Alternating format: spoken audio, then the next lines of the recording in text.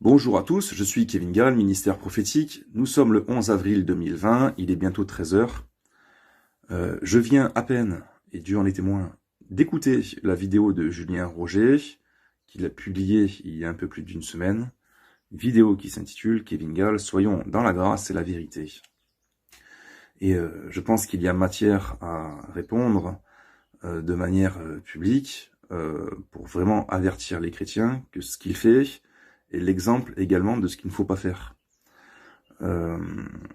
Et je vais m'expliquer sur ce point, et là je m'adresse pas du tout à Julien Roger, je m'adresse à la multitude. Pourquoi je dis que ce qu'il fait est l'exemple de ce qu'il ne faut pas faire? Parce qu'il est très dangereux de manquer de connaissances, de ne pas être justement dans la vérité quand on fait les choses, et de ne pas avoir le discernement des esprits. Et de vouloir donner des paroles de sagesse qui ressemblent à des paroles de sagesse, mais qui ne sont pas des paroles de sagesse. Il faut faire les choses avec l'approbation du Seigneur, et j'insiste vraiment là-dessus. Donc je regrette que Julien Roger n'a pas continué à se limiter à poser des questions. Il donne son avis, et malheureusement, il tord beaucoup de choses. Le sens des choses, il ne discerne pas les esprits, je le répète. Lui, il tape sur la lumière, et on va dire qu'il défend les ténèbres. Il appelle la lumière les ténèbres maintenant, c'est ce qu'il fait, hein, clairement. C'est pas nouveau, il a fait ça dans la première vidéo déjà.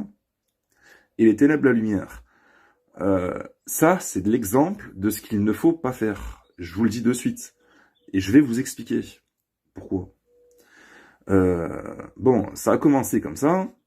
Il explique clairement que Dieu n'est pas l'auteur de tous les malheurs, et que si je pense que Dieu était l'auteur de tous les malheurs, à ses yeux, je serais un gros taré. Donc dans sa première vidéo, il a expliqué que j'étais un gros taré. Ça c'est clair.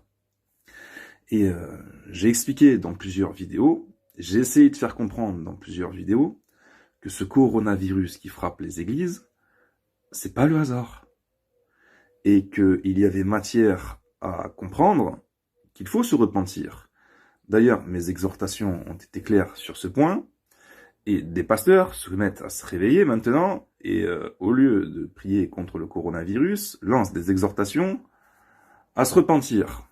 Donc là, on a Samuel Peter Schmidt, on a le pasteur Ivan Castanou, et maintenant, hein, ils appellent les églises à se repentir, et ils le font avec larmes. Mais, enfin, on l'avait reçu d'entrée. Et il y avait même des vidéos que j'ai publiées il y a 2 mois, bah c'est pas moi, c'est le ciel, qui donnait des songes à différents chrétiens, peut leur dire, écoutez le ministère de Kevin Gall, écoutez ce qu'il vous dit, c'est inspiré. Et notamment une personne qui avait reçu un songe. Et le songe, c'était que le Seigneur envoyait la mort, et cette personne me voyait en train d'exhorter les chrétiens à se détourner de ceci, à se détourner de cela, et les personnes se mettaient au bord du chemin où le Seigneur allait envoyer la mort, puis la mort frappait tous ceux qui restaient au milieu de la route.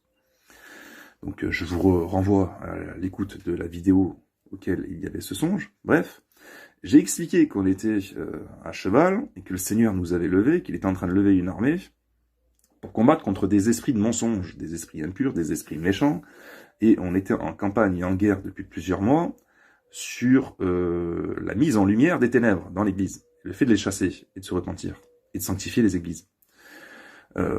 Et dans le contexte des choses, Satan s'est levé, il a commencé avec la brebis galeuse en l'utilisant. Et d'ailleurs, j'avais même dit à un frère, et j'ai fait une vidéo publique, j'ai expliqué que Satan allait lever des traîtres pour me pourrir publiquement, et empêcher les chrétiens de continuer à se réveiller. Je l'ai dit ou je l'ai pas dit tout ça. Donc, et c'est ce qui s'est passé. Ça a commencé avec la brebis galeuse, lui, qui me parlait bien en privé, et qui soudainement me fait des vidéos totalement abominables, qui ne sont pas du tout ni dans la justice, ni dans la vérité, ni dans la grâce, ni dans l'amour de Dieu. Déjà. Et moi, en fait, je n'ai fait que répondre hein, à ce genre d'attaque. Tu prends également Olivier Mangin, c'est pas moi qui, soudainement, ai fait des vidéos contre lui. Hein. Ça n'a pas commencé comme ça. Hein. Ça a commencé il y a plusieurs années, il a commencé à poser des questions, je lui ai répondu, après il a commencé à être méchant. Hein. Et puis après, j'ai commencé, oui, à lui dire, enlève ceci, enlève cela, il a jamais voulu. Dernièrement, il a fait une vidéo, il explique qu'il va arrêter de faire des vidéos contre moi, mais moi je vais pas m'arrêter de lui dire qu'il doit se couper les cheveux, c'est clair. Je vais continuer de lui expliquer qu'il doit enlever les titres de ses vidéos qui sont mauvaises. Enfin, je vais pas m'arrêter, si tu veux, d'exhorter les uns et les autres à se détourner de ceci, à se détourner de cela. Je vais pas m'arrêter de mettre la lumière sur les ténèbres, juste parce que vous êtes pas content, juste parce que vous vous révoltez, et juste parce que ça fait du bruit, tout ça. J'en suis pas là, moi. On n'est pas du tout dans le même état d'esprit. Vous savez, aucun cheveu des chrétiens ne tombe sans que ce soit la volonté du Père. À plus forte raison, si des églises tombent, ou si des chrétiens tombent et meurent à cause du coronavirus, c'est que c'était la volonté du Père, déjà. Donc c'est clair. C'est qu'il faut comprendre quelque chose. Il y a un verset biblique qui est clair. Ésaïe 45, 7. Je forme la lumière et je crée les ténèbres. Je donne la prospérité et je crée l'adversité. Moi, l'Éternel, je fais toutes ces choses. Vous avez par exemple aussi Amos 3.6. Sonne-t-on de la trompette dans une ville sans que le peuple soit dans l'épouvante? Arrive-t-il un malheur dans une ville sans que l'Éternel en soit l'auteur? Et puis on a expliqué qu'à la fin des temps, c'est Jésus qui ouvre les sceaux, etc., etc. Et puis on a expliqué que Dieu n'était pas content et était irrité à l'heure actuelle à cause de l'apostasie. Et on a expliqué qu'il faut que les églises se repentent. Sinon, les églises allaient être frappées par les fléaux de Dieu. C'est clair. J'ai expliqué que le pré-tribulationnisme était une doctrine démoniaque, que les pasteurs étaient en danger. J'ai expliqué que les pasteurs, il faut qu'ils soient sauvés à l'heure actuelle. Parce qu'il y a des doctrines de démons qui sont prêchées dans les églises. Toutes ces choses, c'est Dieu qui me les a données. Je les fais. Je fais le travail que Dieu me donne. Et ce travail, aux yeux de Dieu et aux oreilles de Dieu, mais il est agréable. Hein. Julien Roger vous explique que mes vidéos sont inaudibles. Mais elles sont pas inaudibles pour tout le monde. Hein. Il y a beaucoup de chrétiens qui écoutent ce que je dis et qui reçoivent beaucoup du Seigneur. Hein. Moi, je reçois beaucoup de mails de personnes qui me disent « Mais je suis tombé sur vos vidéos, vous dites la vérité, je me sens repris par le Seigneur. Grâce à vous, maintenant, je suis revenu vers Dieu, je prie beaucoup, je me sanctifie, j'ai la crainte de Dieu. » Et en même temps, ils reçoivent la paix du Seigneur avec tout ça. Il y a qu'une petite partie sur Internet qui se révolte en vérité. Hein. Mais je vous le dis, dans la vérité, moi, le Seigneur, pour lui, il me dit, vas-y, t'as toujours le feu vert. Encore hier soir, on priait, et le Seigneur a été clair. Donc, j'ai pas besoin, si tu veux, d'écouter des exhortations qui m'appelleraient à être dans la grâce, dans la vérité, de me réconcilier avec la brebis galeuse, etc., alors que c'est lui qui vient attaquer. C'est pas la victime qui vient demander pardon au méchant. Il y a un désordre là, parce que le désordre il est pas de mon côté, le déséquilibre il est pas de mon côté, il est du tien, Julien Roger. Celui qui absout le coupable et celui qui condamne le juste sont tous deux en abomination à l'Éternel. C'est le proverbe 17-15. C'est ce que tu fais. C'est pour ça que je dis aux autres, n'imitez pas ce qu'il fait. N'imitez pas Julien Roger dans ses œuvres, parce que le discernement, il est biaisé totalement d'entrée. T'as pas vu le diable en train de faire comme Amalek, s'opposer aux exhortations. Est-ce que tu es allé voir la brebis galeuse pour lui expliquer en douceur, comme je l'ai fait, dans la première vidéo et dans les autres, essayer de le corriger? Il n'a pas écouté les corrections en douceur. Toi, après, tu viens vers moi pour me taper dessus et le défendre lui. Tu dis que Dieu, pour lui, c'est pas une brebis galeuse. Est-ce que tu lui rends vraiment service? Est-ce que tu es vraiment dans la grâce et la vérité, là? Qu'il ait été sauvé, que le Seigneur l'ait touché, qu'il ait reçu la paix et l'amour de Dieu, je veux bien, je le crois, je lui ai dit d'ailleurs. Mais à quoi ça sert, ensuite, de se perdre? Parce que Satan l'a perdu. C'est quoi ces histoires de « oui, on peut pas écouter les exhortations de Kevin Gall, ça fait trop mal, il est blessant, etc. » alors qu'on est en train d'exhorter les églises à se détourner des fausses doctrines. Il y a quoi de blessant à dire que les femmes doivent ôter leur maquillage, leurs bijoux, leurs tresses, leurs vêtements somptueux, etc. Il y a quoi de blessant à dire aux chrétiens de se détourner du sionisme? Il y a quoi de blessant à dire aux chrétiens de se détourner du pré-tribulationnisme? Il y a quoi à dire aux chrétiens de se couper les cheveux, les rastas, tout ça, là? Et vous, ça va pas ou quoi? Vous êtes blessés, mais blessés de quoi? Il n'y a pas de blessure à être là-dedans. Les vrais prophètes, mais comment vous faites pour les lire? Le vrai Jésus, comment vous faites pour le lire? Vous inventez une grâce et un amour qui n'est pas de Dieu, je vous le dis. Hein. Donc quand je parle du Dieu bisounours, de l'amour bisounours, c'est vrai. Mais il est satanique celui-là. Ce que vous ne supportez pas, c'est la saine doctrine, c'est la vérité. Mais il y en a plein qui la supportent, la saine doctrine. Il y en a plein qui n'ont pas fléchi les genoux devant Baal. C'est quoi ces histoires de ouais, Kevin Gall, il m'a fait du mal, il m'a blessé. Avant, j'étais dans le péché. Seigneur, il m'a visité. Maintenant, quand j'écoute les vidéos de Kevin Gall, je me sens repris, il dit la vérité, je me sens condamné. Attends, mais oh, le Saint-Esprit convainc de péché, de justice et de jugement. De jugement! C'est pas moi qui vous condamne. C'est la parole de Dieu. Mais il y en a qui croient que Dieu pardonne les non-repentis. Ça n'existe pas, ça. Et la majorité de ceux qui commentent sur Internet, etc., et la plupart, je les ai baptisés, je les connais moi-même. Et je sais pourquoi ils ont été excommuniés. Et je sais pourquoi ils ont été réprouvés. Après, dire que je donne que des paroles de justice et de condamnation, c'est faux. Mais c'est faux. Le compte YouTube est un compte prophétique, d'avertissement et d'exhortation. Mais je fais pas que du prophétique. Je fais aussi de l'évangélisation. Mais à travers le prophétique, on fait également de l'évangélisation, parce que beaucoup viennent à Dieu par le prophétique. Mais ça, s'il n'y a pas de discernement sur le prophétique, l'évangélisation, et si moi-même on ne me connaît pas, si on m'a jamais rencontré, on me dit ouais, Kevin Gall, il est méchant, je suis pas méchant du tout. Je suis pas méchant du tout. Tous ceux qui m'ont rencontré en vérité, en vrai, ils ont vu que j'étais pas méchant. Par contre, là où il y a de la sévérité et de la fermeté, c'est voilà, c'est concernant la parole de Dieu, c'est clair.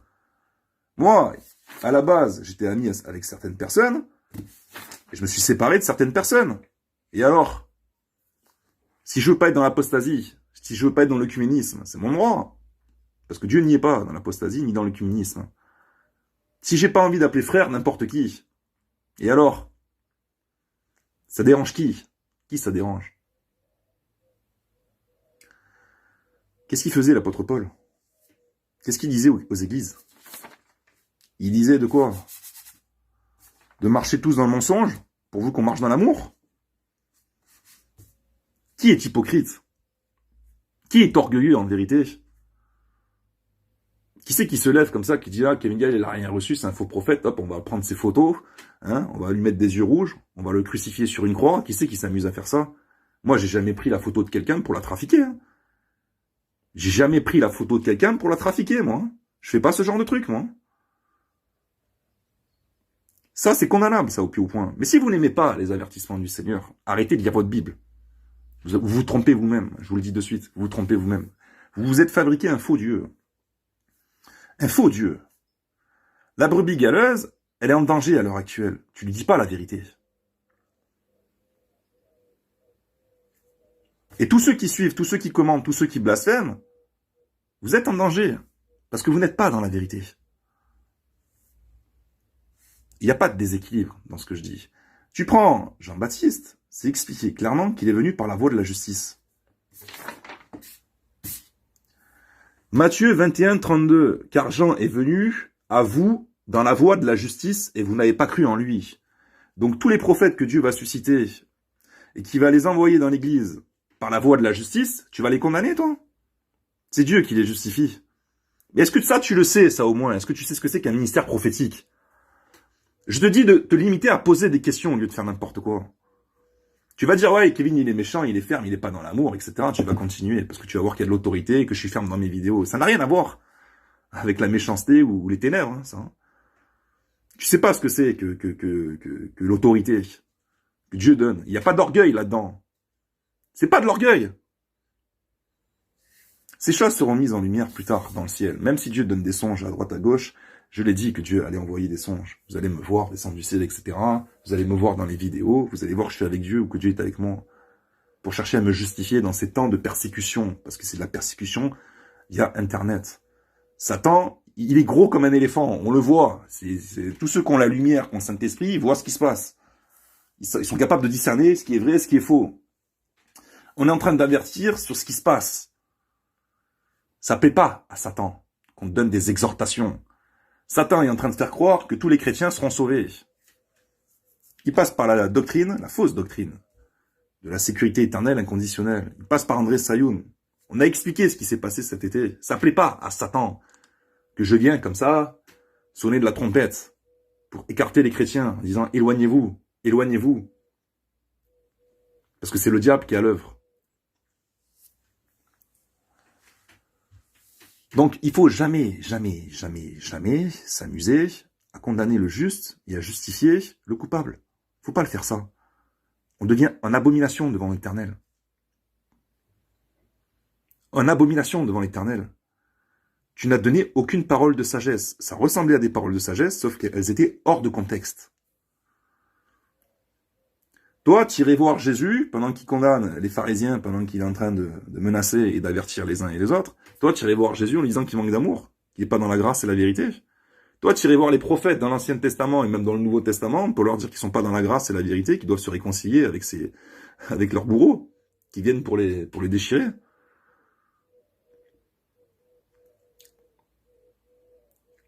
Ton message de réconciliation, d'amour, etc., il vient pas du Saint-Esprit. Il n'est pas de cette manière. Le vrai message de Dieu, c'est séparez-vous des infidèles. Et ensuite, une fois que vous êtes séparés des infidèles, ben restez entre vous, aimez-vous les uns et les autres. Ça oui, mais vous n'êtes pas dans la vérité. Parce qu'il est impossible de dire que la brebis galeuse, à l'heure actuelle, avec ce qu'il a dit concernant le Seigneur, qui n'entendait pas le Père, concernant le fait que le Père ne lui a jamais parlé, etc., ou la seule fois où on a entendu la voix du Père, c'était au moment du baptême, qu'il n'y a pas de ministère prophétique à l'heure actuelle, des ministères qui font des prédictions, des ministères qui sont inspirés, qui donnent des exhortations, des avertissements, des ministères qui donnent des menaces. Pour lui, Dieu ne fait pas de menaces. Il est impossible de dire que Dieu est encore avec lui. Là, vous le trompez, vous le perdez en vérité. Et le blasphème contre le Saint-Esprit, je suis désolé, hein. Mais là, soit vous êtes éclairé, vous avez la révélation de ce que c'est, soit vous n'avez pas la révélation de ce que c'est, et vous allez continuer de blasphémer contre le Saint-Esprit. C'est aussi simple que ça. Jusqu'à ce que le Seigneur fasse son œuvre de justice. Mais c'est pas parce que vous voyez un homme de Dieu venir dans l'église par la voie de la justice qu'il c'est un déséquilibré. Hein. Faites très attention. Hein. Parce que si c'est Dieu qui l'envoie justement pour balancer des exhortations, des avertissements qu'il aurait reçus de Dieu, si c'est Dieu qui l'envoie comme il a envoyé les prophètes de l'Ancien Testament, vous combattez contre le Seigneur. Et ne donnez pas des paroles de sagesse qui ne sont pas des paroles de sagesse, qui ne sont pas inspirées, qui ne sont pas dans le contexte, qui ne sont pas à propos. Une parole de sagesse, c'est une parole à propos. Elle n'est pas à propos, ta parole de sagesse. Voilà. Donc, on a le diable qui s'oppose à la vérité. C'est tout. Tous ceux qui ont un cœur tendre acceptent les paroles sévères du Seigneur. Tous ceux qui ont un cœur endurci rejettent les paroles du Seigneur. C'est aussi simple que ça.